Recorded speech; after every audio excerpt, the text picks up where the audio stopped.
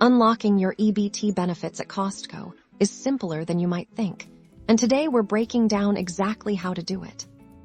First, let's talk about what you can and can't buy with your EBT card at Costco. Your card functions like a debit card for eligible food items.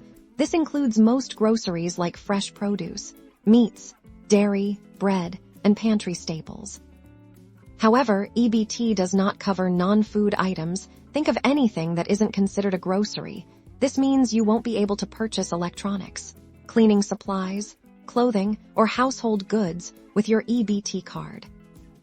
When you're ready to check out, simply separate your eligible food items from any non-eligible items. This is crucial for a smooth transaction. At the register, inform the cashier that you'll be using your EBT card for the eligible food purchases. They will then typically scan your EBT card like any other debit card for that portion of your order. For any non-eligible items, you'll need to use a separate form of payment, like cash, a personal credit or debit card, or a Costco shop card. This ensures that your EBT benefits are applied only to the qualifying groceries. It's important to remember that while these are general guidelines, some states may have slightly different rules or restrictions regarding EBT usage, even at large retailers like Costco.